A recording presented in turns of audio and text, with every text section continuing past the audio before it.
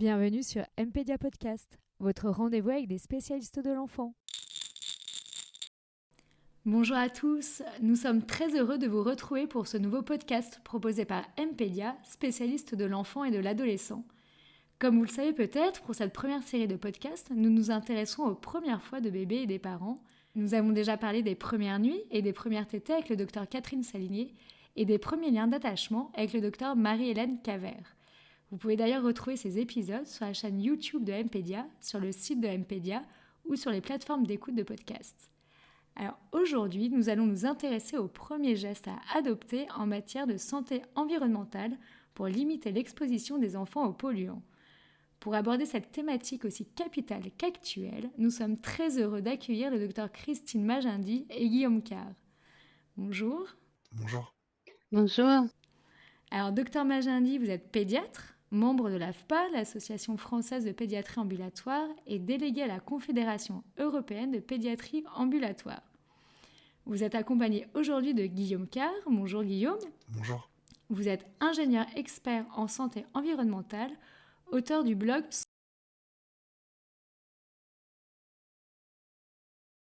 Santé des enfants et environnement. Alors, avant de rentrer dans le vif du sujet, j'aimerais vous poser une première question.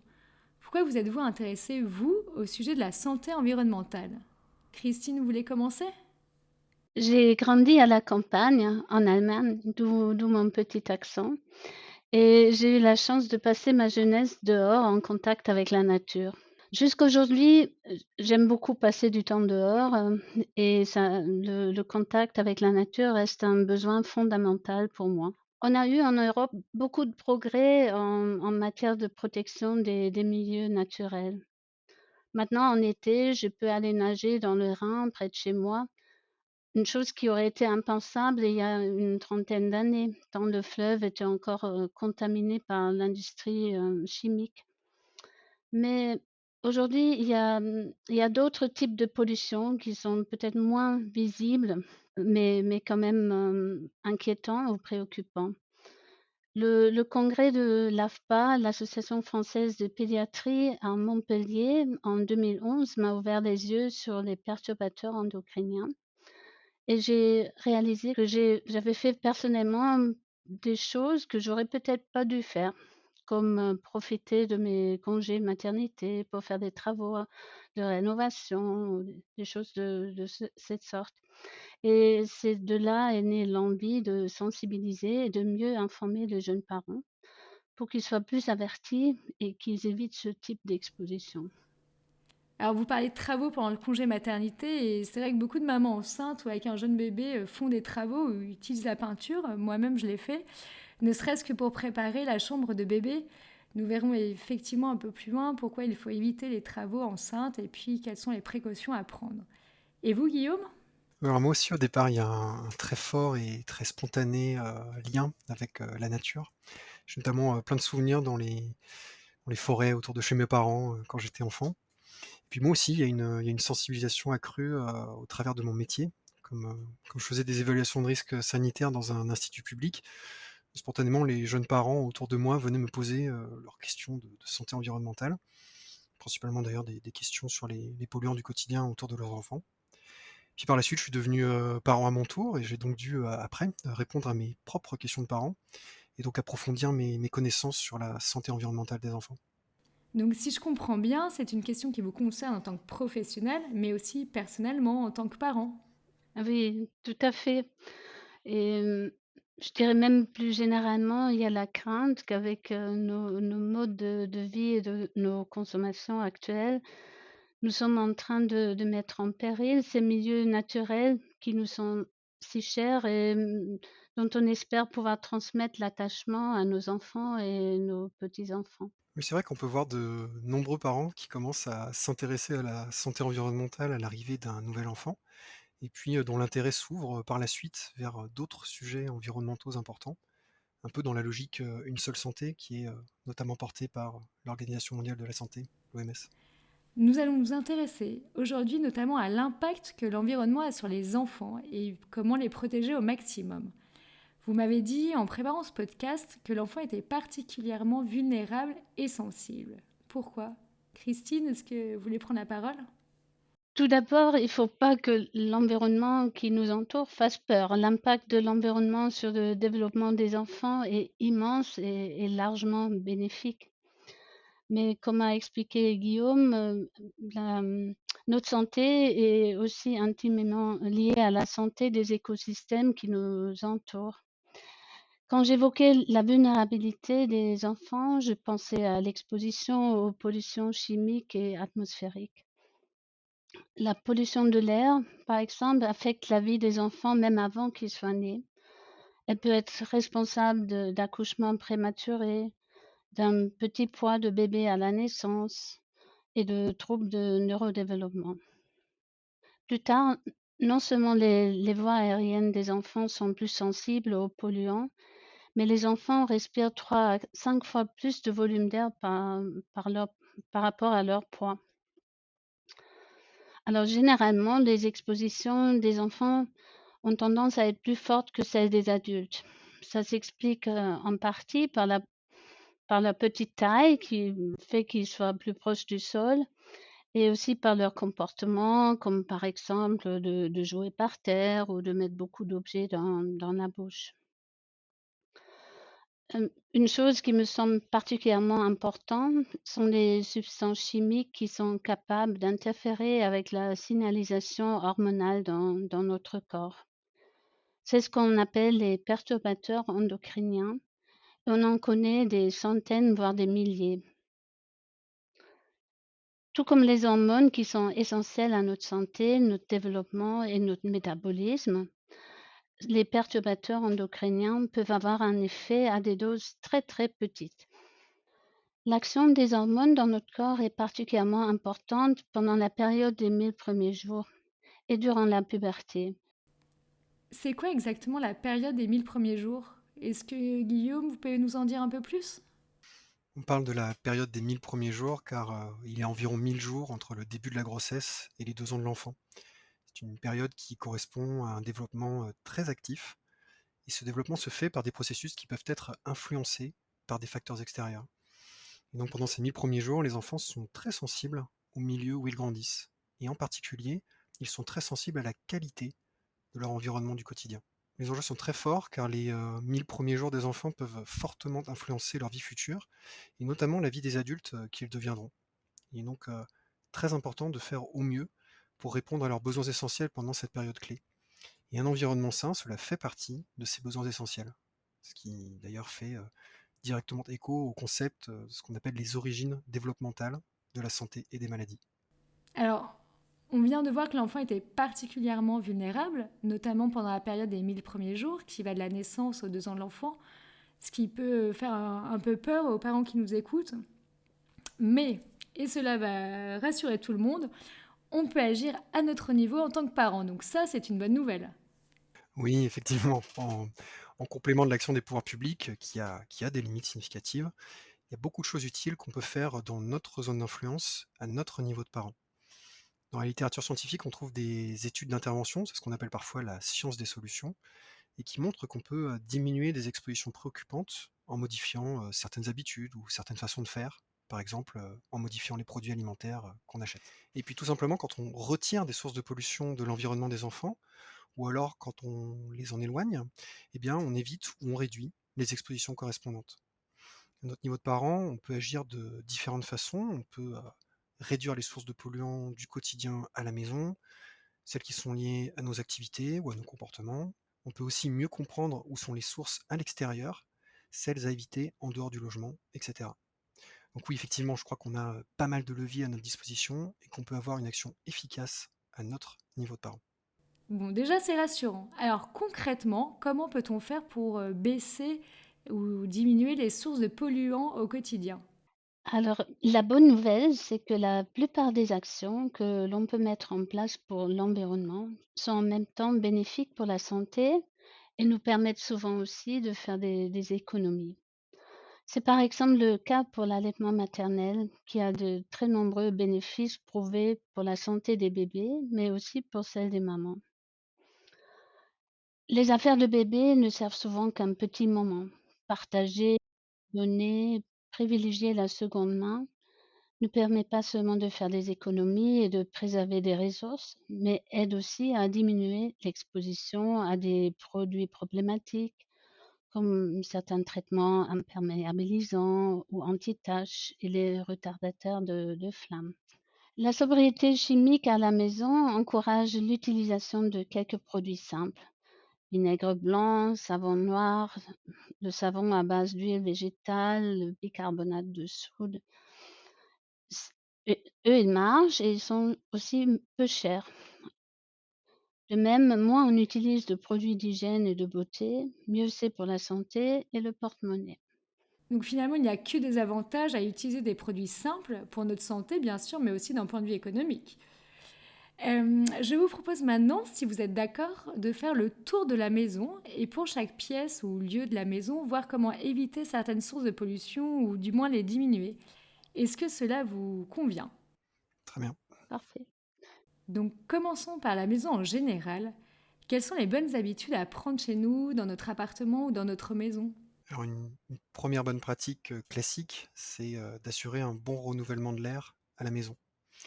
C'est important car, pour de nombreuses substances, l'air intérieur d'une maison s'avère souvent, plus pollué que l'air ambiant extérieur. L'air intérieur est plus pollué que l'air extérieur? Oui, pour de nombreuses substances, il y a plusieurs raisons à cela. D'abord, les bâtiments ne sont pas hermétiques et l'air extérieur se retrouve à l'intérieur des habitations. Donc en règle générale, les polluants de l'air extérieur sont également présents dans l'air intérieur. Et aussi, la qualité de l'air intérieur peut être dégradée par des émissions de polluants présentes dans les habitations. On va en voir quelques-unes avec ce tour de la maison qu'on va faire ensemble. Et puis aussi, contrairement au cas de l'air extérieur, le volume restreint d'une habitation ne permet qu'une dilution partielle de ces émissions intérieures.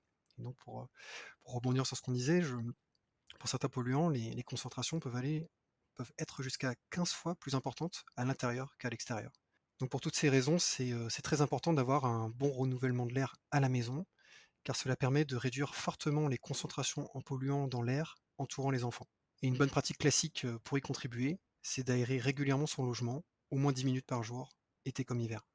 Merci pour cette première bonne pratique. Donc, on aère la maison au moins 10 minutes par jour, puisqu'on vient de voir que l'air intérieur était plus pollué que l'air extérieur. Rentrons maintenant dans la maison pour commencer notre tour. Et puis, on va commencer par la cuisine. Quelles sont les bonnes habitudes à prendre concernant l'alimentation ou les contenants et ustensiles utilisés? Christine?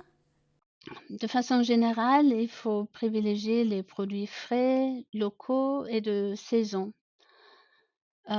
Pour les fruits et les légumes, au moins, si possible, issus d'agriculture biologique.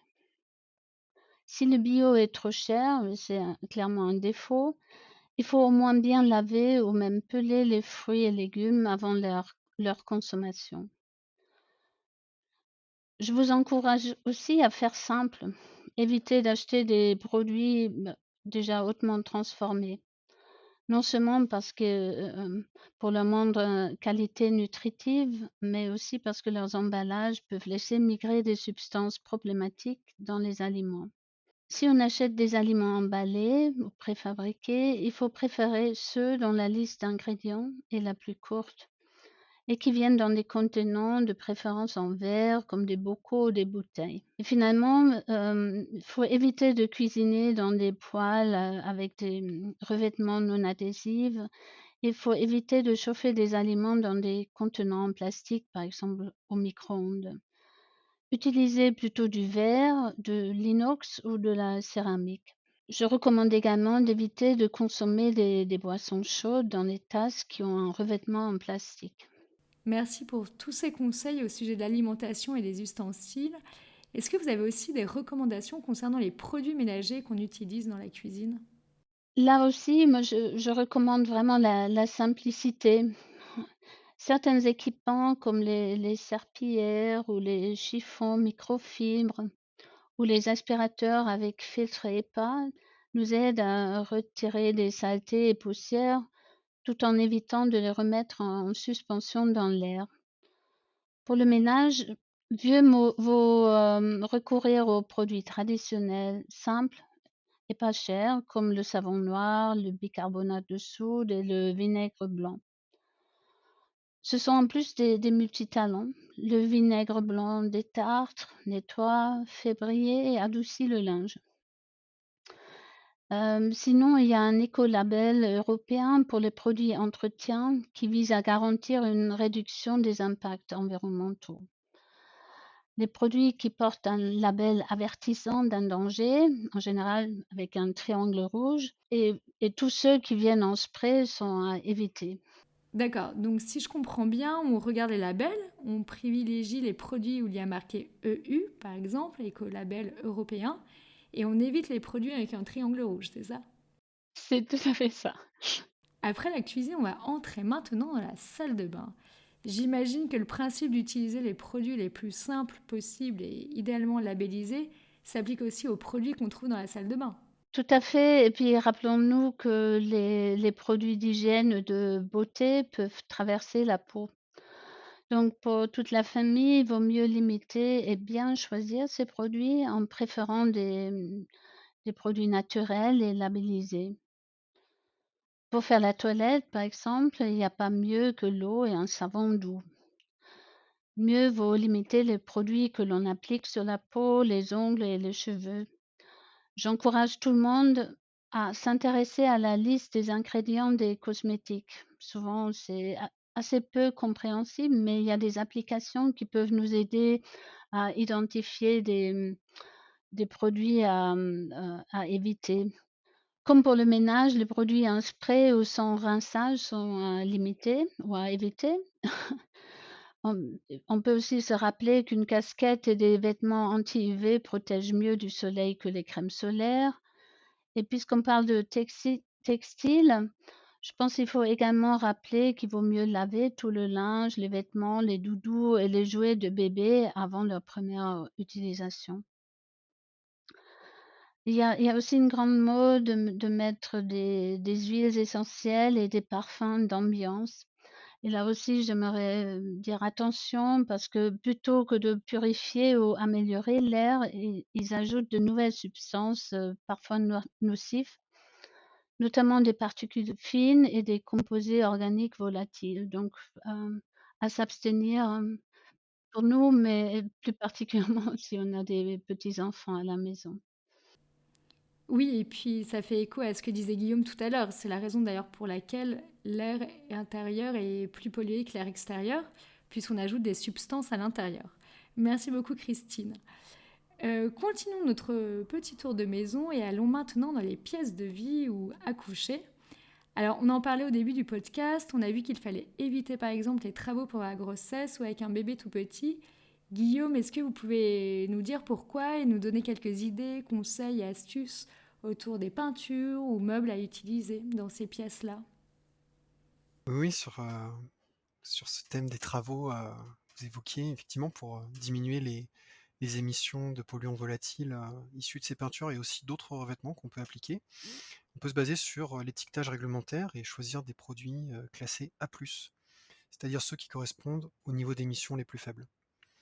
En complément, je crois que, comme ça a été dit précédemment à plusieurs reprises, je crois que les labels de référence, c'est aussi des points de repère, très utiles, car ils correspondent notamment à l'absence ou à la faible teneur en substances préoccupantes classiques. On a cité l'écolabel européen, typiquement pour les peintures ou les revêtements Nordic Swan, Vistosi ou l'Ange bleu. Et d'ailleurs, l'ADEME a fait un recensement et une analyse de ces labels de référence sur son site. On pourra mettre un lien dans la description du podcast.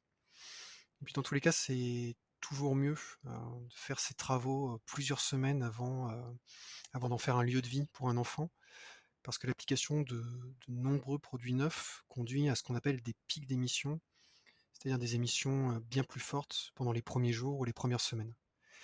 Et d'ailleurs, au-delà des peintures et des revêtements, c'est aussi classiquement le cas des meubles neufs, par exemple, car ils peuvent notamment inclure certaines colles émissives. Donc, il vaut mieux installer les meubles quelques semaines, voire quelques mois avant l'entrée du bébé dans sa chambre, c'est cela? Oui, tout à fait. Les ordres de grandeur varient selon les auteurs. Le ministère en charge de l'écologie préconise 4 semaines dans son guide pratique. Et puis pour les meubles, c'est aussi un argument pour préférer les meubles en bois massif aux meubles en bois aggloméré, parce qu'ils contiennent moins de colle. Puis c'est également aussi un argument pour considérer l'achat potentiel de meubles d'occasion. Merci beaucoup Guillaume, nous avons fait le tour de la maison en passant par la cuisine, la salle de bain, les pièces de vie. Vous nous avez donné des conseils pour choisir les produits et éviter aussi certaines sources de pollution.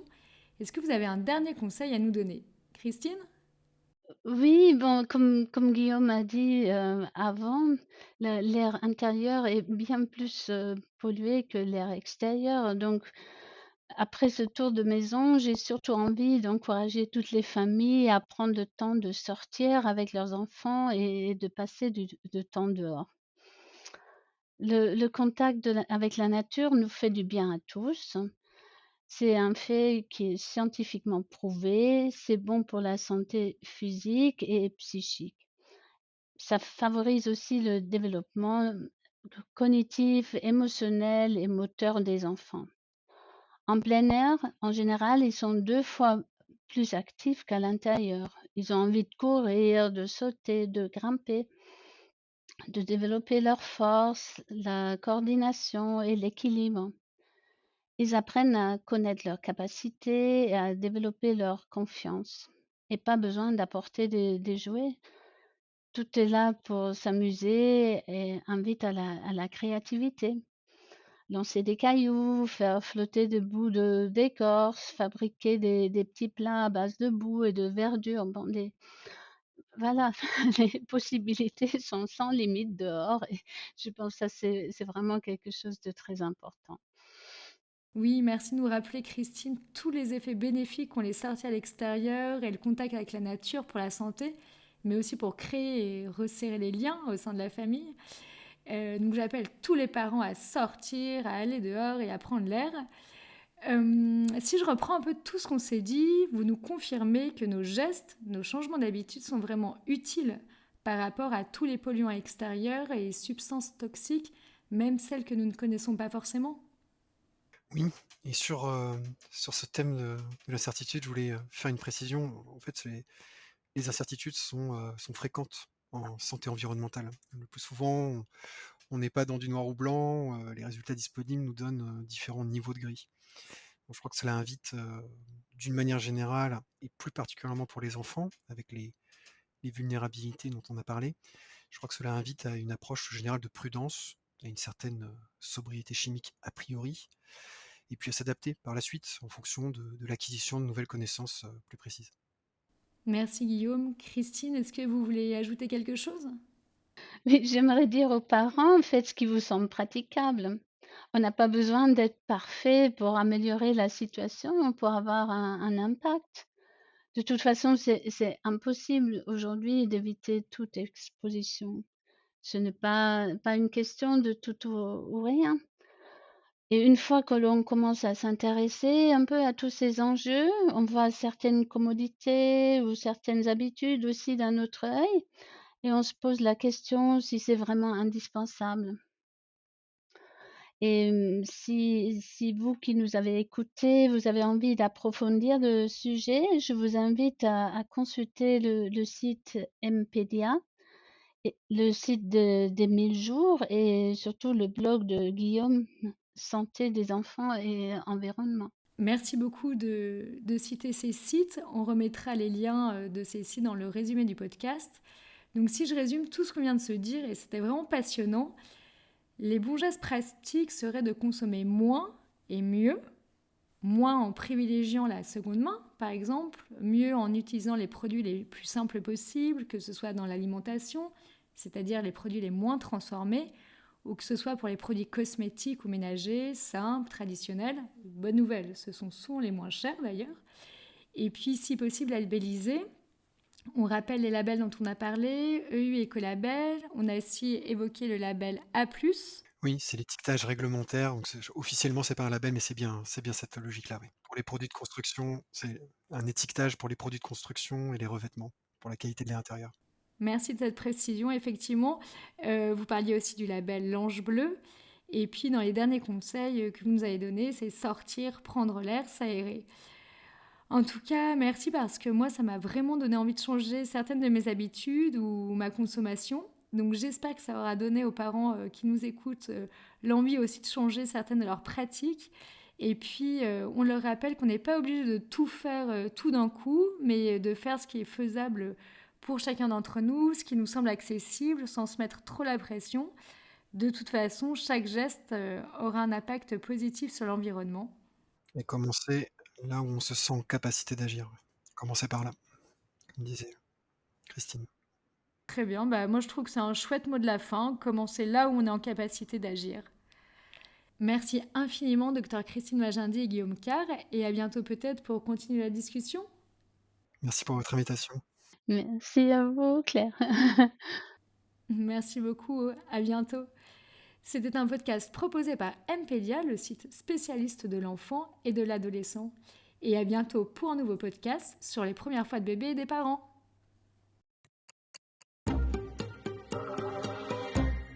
Merci pour votre écoute. C'était Mpedia Podcast, votre rendez-vous avec des spécialistes de l'enfant.